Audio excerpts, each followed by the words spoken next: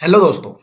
तो आज हम लोग आगे बढ़ते हैं अपनी नेक्स्ट क्लास की तरफ, जहाँ पर हम लोग क्वेश्चन प्रैक्टिस कर रहे थे। मैंने दोनों वीडियो अपलोड कर दी हैं, तो अब हम लोग मिक्सअप क्वेश्चन प्रैक्टिस करेंगे। ओके, सारी चीज़ें चलेंगी, ठीक है। चलिए, ये रहा फर्स्ट क्वेश्चन आपके सामने, ठीक है। ये क्या बोल रहा है? ये कह रहा है कि आप देखते हैं, ठीक है, कि आपके कॉलेज की दोस्त कैंटीन वालों के कुछ धर्म विरोधी बयान देने पर उससे झगड़ने लगते हैं, तो आप पर कौन सा मौलिक कर्तव्य लागू होता है? तो मौलिक कर्तव्य की बात हो रही है, तो धर्म विरोधी बात है, तो क्या प्राकृतिक पर्यावरण वाली बात हो गई? नहीं, क्योंकि बात तो धर्म विरोधी हो रही है ना। क्या वैज्ञानिक दृष्टिकोण, मानववाद, जांच की भावना को विकसित करना है? हाँ यार, बात तो ये हो सकती है, क्योंकि मानववाद की बात आ गई है, ठीक है। क्या समृद्ध विरासत, विरासत वाली बात तो है नहीं। कहीं यहाँ पर कोई इमारत है क्या? नहीं, जिसको सेफ रखना है, ऐसी तो बात है नहीं, तो ये भी नहीं है। उसके बाद है सद्भाव और भ्रातृत्व। हाँ, ये हो सकता है, तो बी और डी में से एक हो सकता है। बट हमने वैज्ञानिक दृष्टिकोण वाली बात यहाँ पर कुछ है नहीं, जांच की भावना वाली नहीं, ये भी नहीं है। तो सद्भाव भ्रातृत्व की भावना को बढ़ावा देना, क्योंकि धर्म को लेकर फिर आपस में लड़ाई झगड़े हो रहे हैं, ठीक है। तो इसका मौलिक कर्तव्य जो है भ्रातृत्व की भावना को बढ़ावा देना, वो यहां पर क्या है, लागू होता है, ठीक है। ऑप्शन होगा डी। चले फिर आगे आगे चलते हैं हम लोग नेक्स्ट क्वेश्चन पर। ओके, तो नेक्स्ट है आपके सामने ये रहा। इसमें क्या है कि उच्च न्यायालय के मुख्य न्यायाधीश की अनुपस्थिति में राज्यपाल किसकी उपस्थिति में शपथ लेता है या प्रतिज्ञान करता है? उच्च न्यायालय के मुख्य न्यायाधीश की अनुपस्थिति में। मैंने आपको बताया था कि राज्यपाल की शपथ पर, कि उसे राज्यपाल को शपथ कौन दिलाते हैं? जो हाई कोर्ट है उसके चीफ जस्टिस दिलाते हैं। फिर मैंने आपको बोला था कि अगर चीफ जस्टिस एब्सेंट है तो कौन है? तो उनके द्वारा नामित कोई सीनियर मोस्ट जज होगा, ठीक है। किसका? हाई कोर्ट का ही, हाई कोर्ट का सीनियर मोस्ट जज, यही बोला था मैंने। तो अब ऑप्शंस की तरफ पढ़ते हैं। राष्ट्रपति द्वारा मनोनीत कोई नहीं, राज्य विधानमंडल, यहां की तो कोई बात ही नहीं विधानमंडल वाली, तो फिर क्या होगा? ऑप्शन ए होगा, उच्च न्यायालय के उपलब्ध वरिष्ठतम न्यायाधीश, ठीक है। तो उसके सामने ही शपथ लेगा। अब एक और चीज मैंने बोली थी आपको कि मान लो जो राज्यपाल है, ठीक है, वो जो गवर्नर है वो 3 स्टेट के गवर्नर है कंबाइन, तो अब वो क्या तीनों स्टेट में शपथ लेंगे? हाँ भाई, जो तीनों स्टेट्स है ना, तो उनके जो हाई कोर्ट के जज हैं, तो जो चीफ जस्टिस है, ठीक है, तो चीफ जज है, उनके सामने वो 3 बार शपथ लेगा। कौन? गवर्नर। ओके, ठीक है। तो आई होप यू अंडरस्टैंड। चलिए नेक्स्ट क्वेश्चन ये रहा आपकी स्क्रीन पर। यह कह रहा है कि किस संवैधानिक संशोधन अधिनियम ने सर्वोच्च न्यायालय और उच्च न्यायालय के न्यायाधीशों की नियुक्ति की कॉलेजियम प्रणाली को प्रतिस्थापित किया था? तो भैया कॉलेजियम प्रणाली को प्रतिस्थापित किया था, ये देखो, ये करंट का टॉपिक था 2014 में, क्योंकि एक संविधान संशोधन हुआ था, 99वां संविधान संशोधन 2014, अप्लाई हुआ 2015। क्या था? ये था national judicial appointment commission, NJAC, ठीक भी है, ये था। तो इसने उसे प्रतिस्थापित किया था कॉलेजियम प्रणाली को, क्योंकि बहुत बार एलिगेशंस लगते थे कि भाई कॉलेजियम खराब है, उसमें अपनी पसंद के किसी जज को वो लोग बैठा देते हैं, चीफ जस्टिस बना देते हैं, ठीक है। तो फिर लेकर आए नेशनल जुडिशियल अपॉइंटमेंट कमीशन। इसमें क्या था कि कुछ बंदे रहेंगे, कुछ लाइक जो जज वगैरह रहेंगे इसमें, ठीक है, एडमिनिस्ट्रेशन से भी रहेंगे।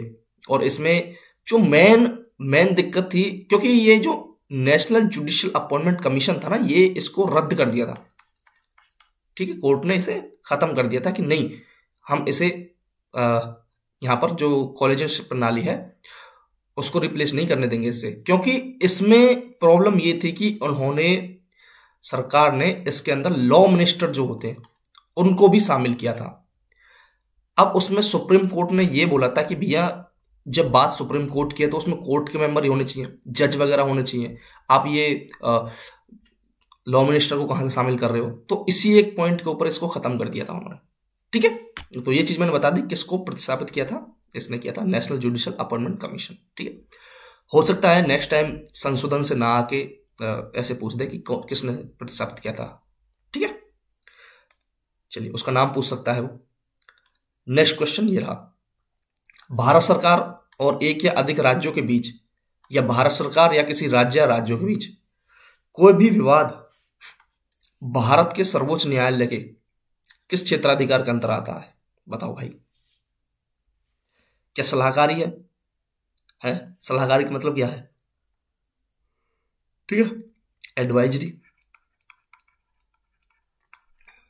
जुरिडिक्शन के अंदर है। क्या एपिलिएट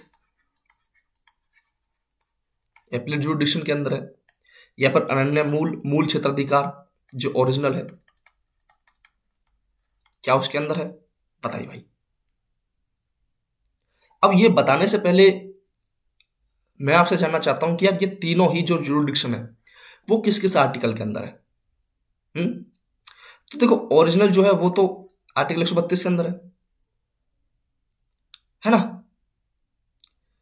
और क्या 132 है या 131 है? बताओ भाई। क्या बोलते हो? तो क्या 131 है? नहीं भाई, ये 132 नहीं है, 131 है। ठीक है, समझ गए ना? तो 131 में ओरिजिनल जुरिडिक्शन, और ये जो विवाद है एक से अधिक राज्यों के बीच, या भारत सरकार या किसी राज्य के बीच, या राज्य के बीच, तो वो उसकी ओरिजिनल जुरिडिक्शन है जो आर्टिकल 131 के अंदर है।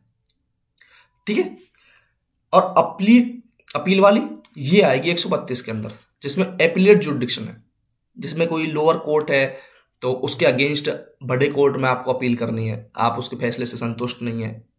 ठीक है, तो उस तरीके से उसमें भी आपको जो लाइक कोर्ट से एक लेटर देना होता है। ठीक है, तब जाके वहां पर अपील होती है।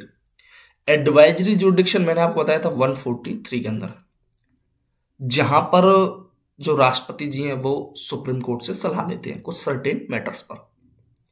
ठीक है, अब जो एक मैटर है कि अदर टाइप के मैटर्स हैं, ठीक है, किसी टॉपिक के ऊपर, ठीक है, तो वो सुप्रीम कोर्ट देने से मना भी कर सकता है, ये भी मैंने आपको बताई थी।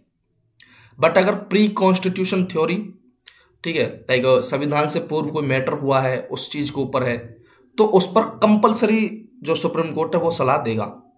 बट दोनों ही केसेस में राष्ट्रपति जी मानने के लिए बाध्य नहीं है। ठीक है, नॉट बाइंडिंग है, एडवाइजरी है, इसलिए इसको एडवाइजरी जुरिडिक्शन बोला गया कि एडवाइस दी है, मानना कंपलसरी नहीं है। आप मानना चाहते हो मान सकते हो, नहीं मानना चाहते मत मानो।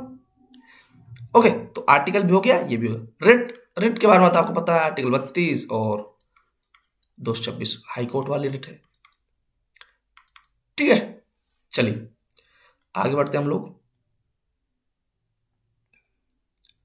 आगे नेक्स्ट क्वेश्चन ये रहा, इसमें क्या है कि संसद के प्रत्येक सदन के सचिवालय का प्रमुख कौन होता है? बताओ भाई। सदन के सचिवालय का प्रमुख होता है महासचिव। ठीक है, उन्हीं के अंडर में सारी चीजें होती हैं। ओके, तो इसमें ज्यादा बताने का कुछ है नहीं। चलिए नेक्स्ट है फिल इन द ब्लैंक्स, भारतीय संविधान का अंतिम व्याख्याकार। अब बताओ भाई, कानूनों का इंटरप्रिटेशन कौन करता है? कोई कानून अगर किसी के अगेंस्ट जा रहा है, फंडामेंटल राइट्स के अगेंस्ट जा रहा है, तो उनको कौन नल एंड वॉइड कर सकता है? तो वही तो है कि भारतीय संविधान का अंतिम व्याख्याकार कौन है भाई? सर्वोच्च न्यायालय है, सुप्रीम कोर्ट है। समझ गए? चलिए नेक्स्ट है कि भारतीय संविधान का निम्न में से कौन सा अनुच्छेद उच्च न्यायालय को रिट जारी करने का अधिकार प्रदान करता है? बताओ। रिट, अब यार अभी मैंने बताया था आपको आर्टिकल 226 है ना, तो कोई दिक्कत ही नहीं है। चलो आगे चलते हैं हम लोग। आगे नेक्स्ट क्वेश्चन है आपकी स्क्रीन पर, ये रहा। ओके,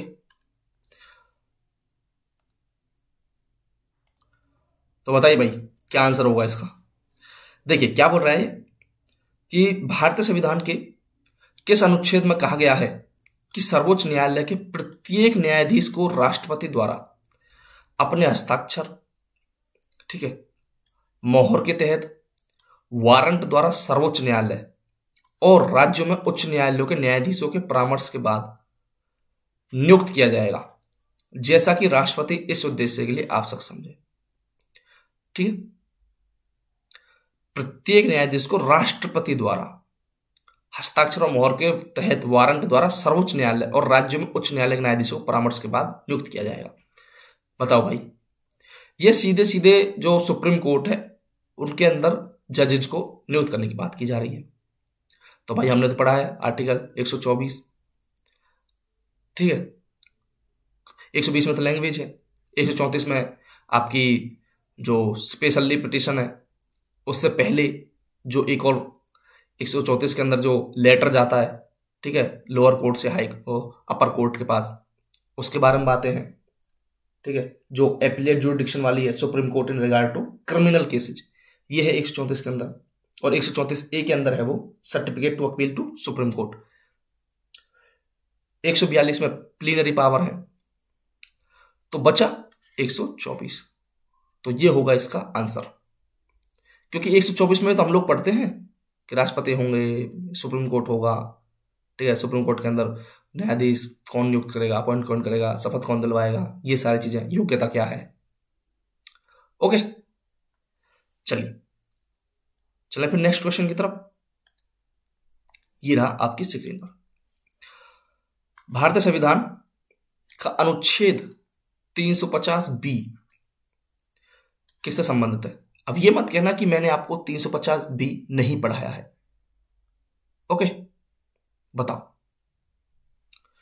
मैंने आपको ये चीज पढ़ाई है 350B और 350A। 350A मैंने पढ़ाया था कि जो प्राथमिक स्तर पर जो मातृभाषा उसको बढ़ावा देने के लिए, और 350B के अंदर मैंने आपको बताया था क्या चीजें हो सकती है। क्या वित्त आयोग है? नहीं भाई, ये तो 280 में है। Finance commission. यूपीएससी है? नहीं भाई, ये भी नहीं है। निर्वाचन आयोग है? नहीं भाई, ये 324 में है।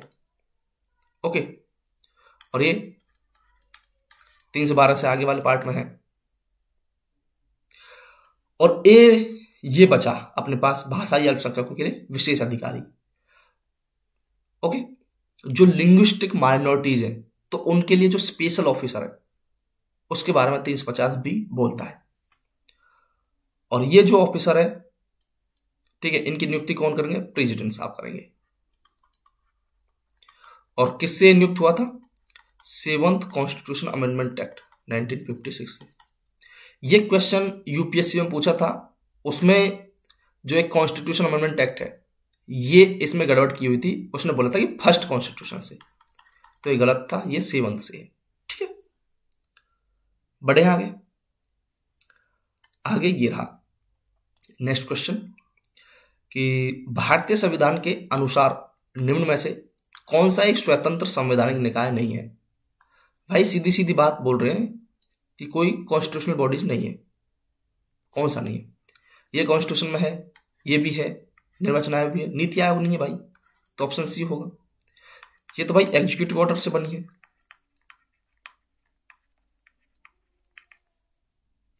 ठीक है ना, तो ये हमारे नहीं होगी। नेक्स्ट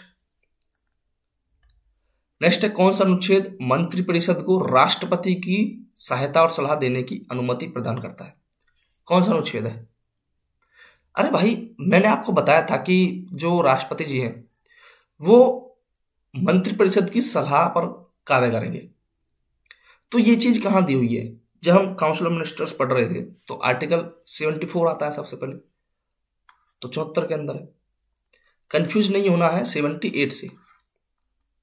ठीक है, 78 में लिखा हुआ यह है कि भाई जो पीएम है, जो भी लाइक संसद के अंदर जो भी बातचीत हुई है वो राष्ट्रपति को जाकर बताएंगे, राष्ट्रपति से अवगत कराएंगे। या फिर राष्ट्रपति खुद भी पूछ सकते हैं अपना संज्ञान लेकर। ठीक है।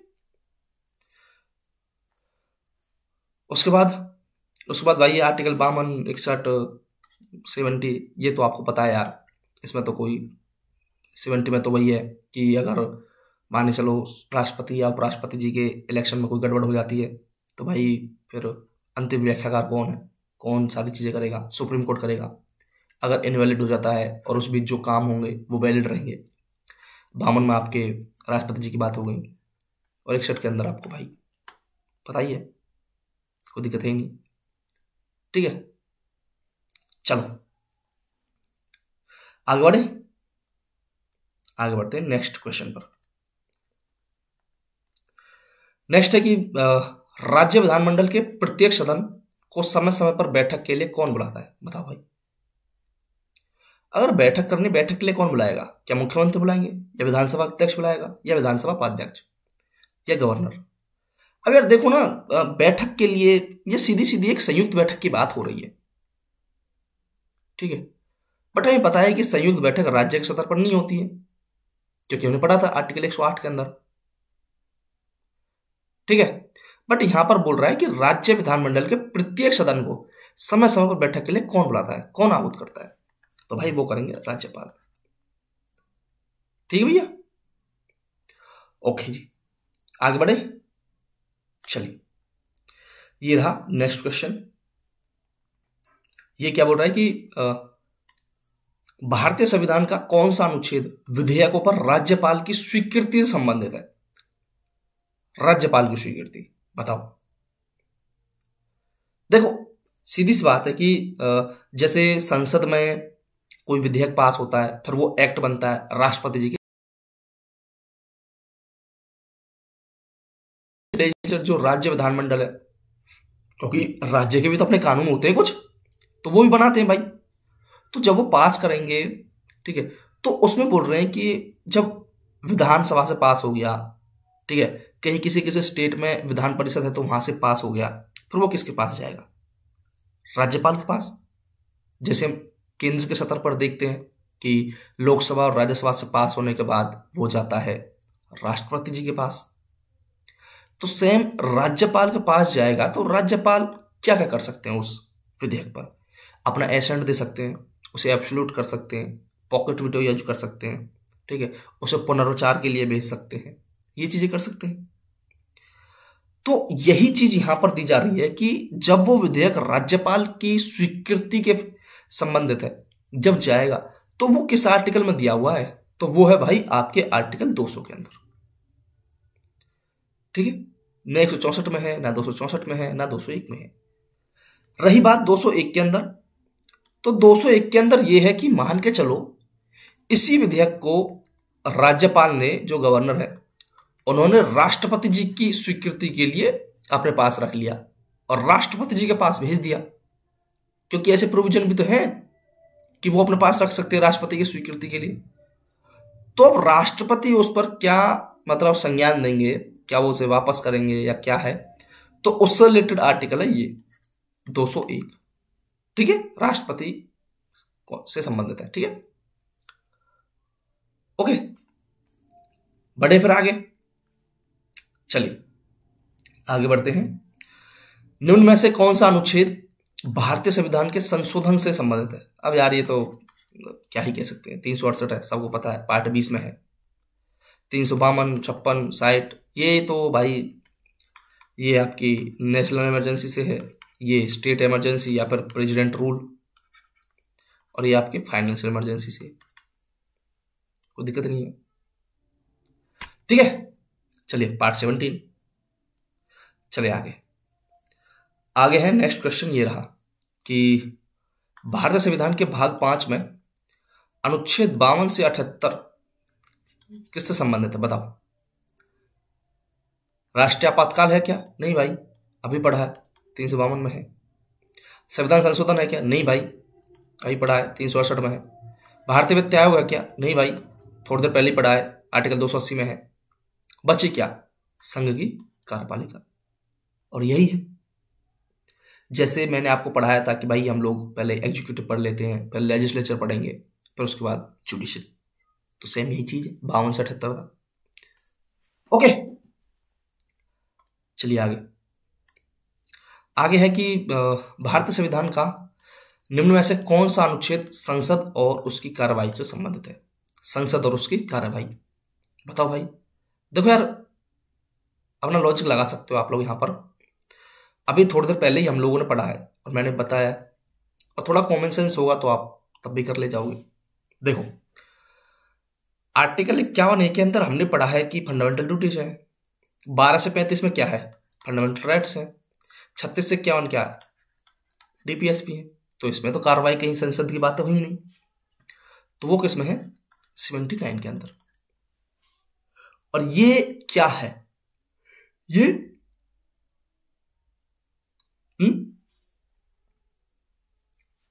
जो मैंने बताया था एग्जीक्यूटिव लेजिस्लेचर, ठीक है, तो ये लेजिस्लेचर के अंदर, विधायिका के अंदर आएगा,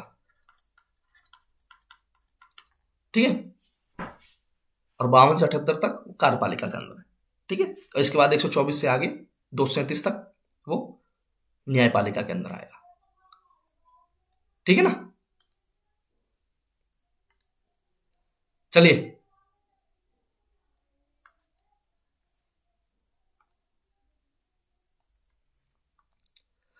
तो नेक्स्ट है ये रहा कि निम्न में से कौन सा एक मौलिक कर्तव्य नहीं है। अब भाई मौलिक कर्तव्य, फंडामेंटल ड्यूटीज की बात आ गई, तो कौन सा नहीं हो सकता? तो कौन सा इसका आंसर हो सकता है? तो भारत की संप्रभुता, एकता, अखंडता को बनाए रखना, उसकी रक्षा करना, भाई ये तो है। सामाजिक सांस्कृतिक गौरवशाली परंपरा को महत्व देना, ये भी है। सार्वजनिक संपत्ति को सुरक्षित रखना, हिंसा का परित्याग करना, ये भी है भाई। दुर्लभ और लुप्तप्राय प्रजातियों के व्यापार को निषेध बनाना, ये चीज हमने कहीं नहीं पढ़ी थी, तो ये होगा इसका आंसर कि नहीं है। तो भाई क्वेश्चन ऐसे ही आ सकता है कि कई पूछ सकता है वो नहीं है, कई पूछ सकता है कौन सा है, तो उस तरीके से आपको पता होना चाहिए, ठीक है। नेक्स्ट है, राष्ट्रपति द्वारा राज्यसभा के लिए कितने सदस्यों को मनोनीत किया जाता है? तो हम तो भाई ये कई बार पढ़ चुके हैं, 12 सदस्य हैं। ओके, नेक्स्ट, भारतीय संविधान के अनुच्छेद 1 में निम्न में से किसका उल्लेख है? बताओ भाई। India that is Bharat as parliamentary democracy. Parliamentary democracy भाई ये क्या है? संसदीय लोकतंत्र? नहीं, ये कहीं नहीं पढ़ा। India that is Bharat as presidential form of democracy, ओ भाई साहब, राष्ट्रपति प्रकार का लोकतंत्र, ऐसी बात अब कहीं नहीं है। India that is Bharat as federation of state, ये चीज भी कहीं नहीं है, क्योंकि फेडरेशन वाली बातें यहां पर नहीं है।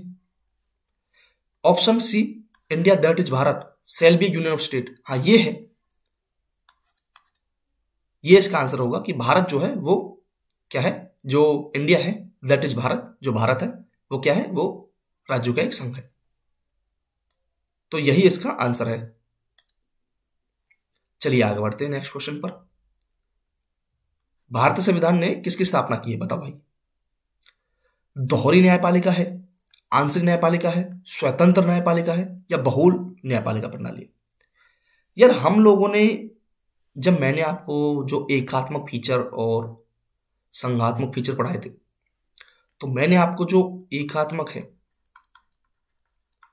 उसमें एक वर्ड बताया था, और एक संघात्मक है उसमें एक वर्ड बताया था। याद करो, मैंने बताया था आपको एकात्मक में इंटीग्रेटेड, और याद करो संघात्मक में मैंने बताया था इंडिपेंडेंट, ठीक है। तो भाई हमने इंडिपेंडेंट तो पढ़ा है, तो यहां इंडिपेंडेंट कहीं दिया है स्वतंत्र, तो हाँ भाई ये रही, तो हमने इसी की स्थापना की है, स्वतंत्र न्यायपालिका की, कि भाई न्यायपालिका स्वतंत्र है, किसी का जोर दबाव नहीं है, समझ गए। चलिए आगे बढ़ते हैं। आगे है कि उपराष्ट्रपति को पद की शपथ किसके द्वारा दिलवाई जाती है? अब भाई इसमें भी समझना पड़े तो फिर क्या ही दिक्कत है, भारत के राष्ट्रपति द्वारा, ठीक है।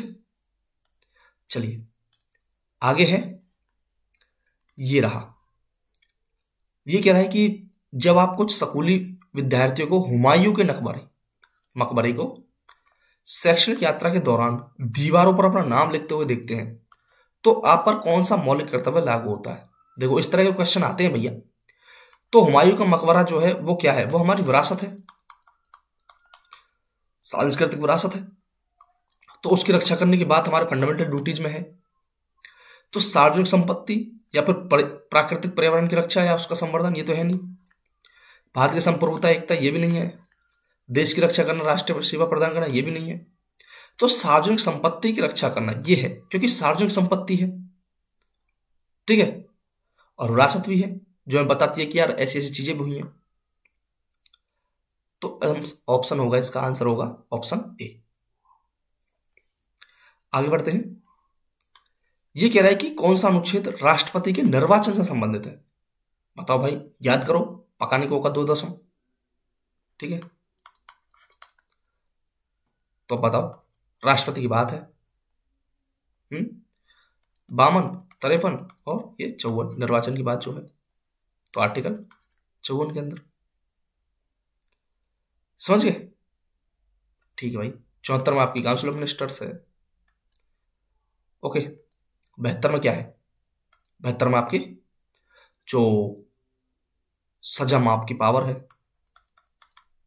माफी, ठीक है। और 66 के अंदर क्या हो सकता है बताओ?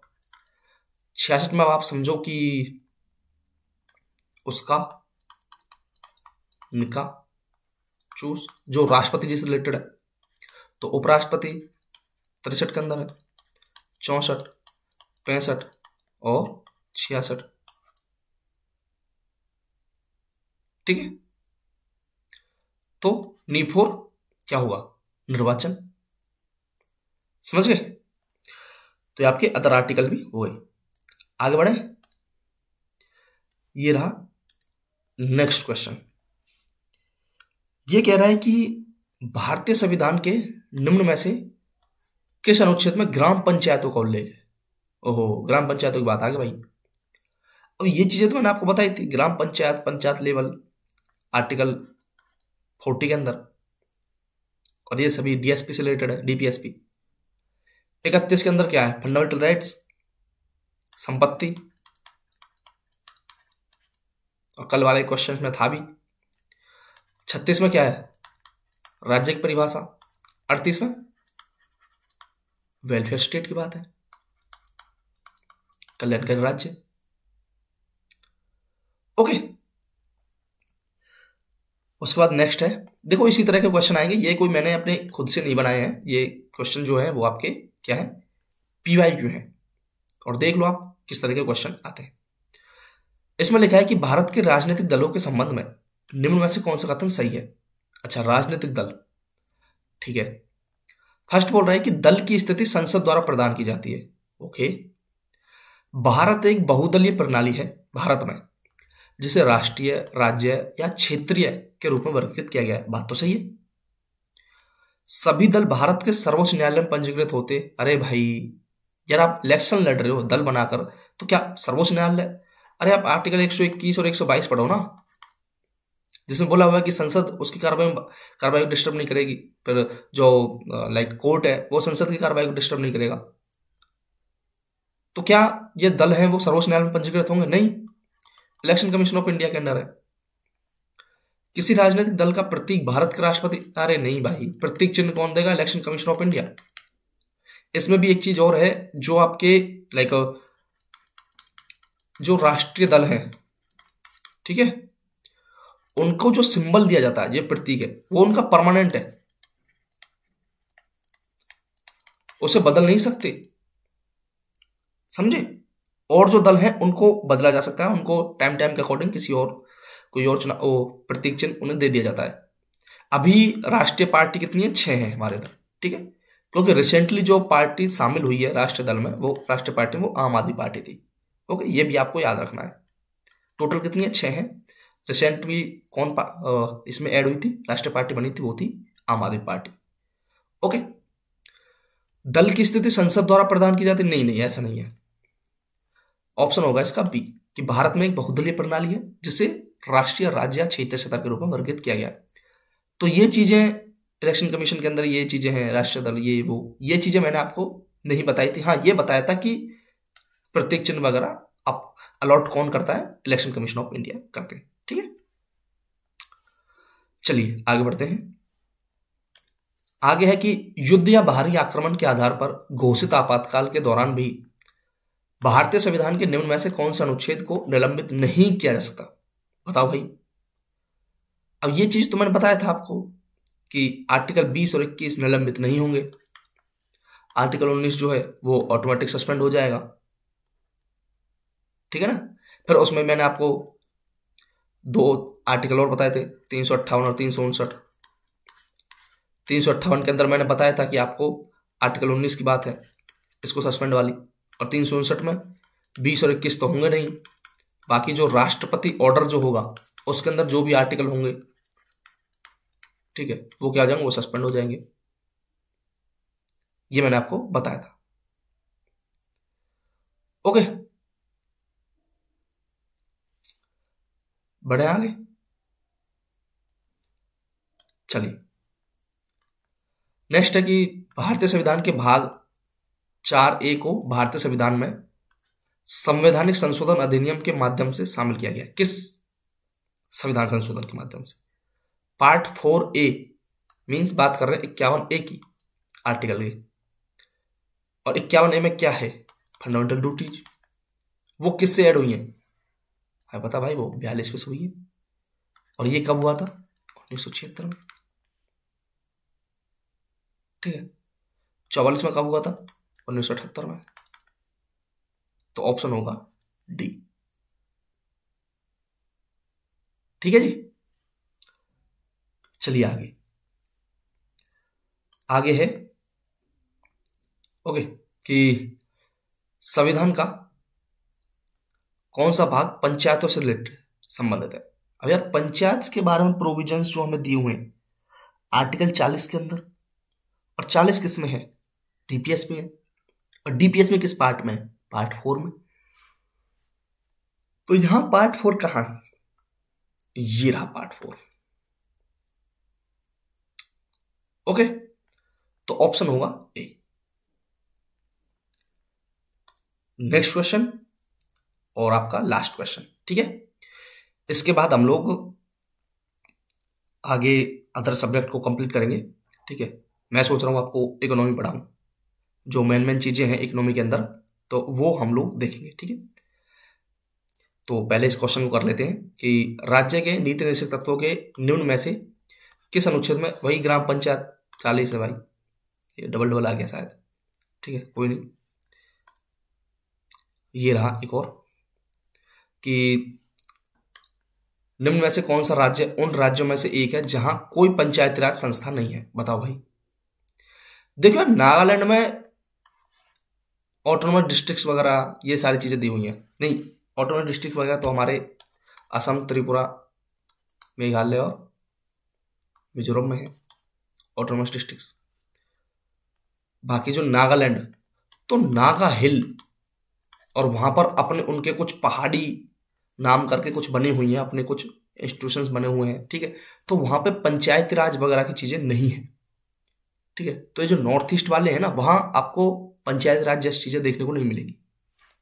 तो हमारे नॉर्थ वाले जो राज्य हैं, जैसे देखो पंजाब हो गया, ये असम नॉर्थ ईस्ट में है, पर वहां पर है गुजरात, तो यहाँ पर तो हमारे पंचायती राज इंस्टीट्यूशंस हैं, इनकी बात की जाती है, नगर पालिका इंस्टीट्यूशन भी है, बट नागालैंड में आपको नहीं है।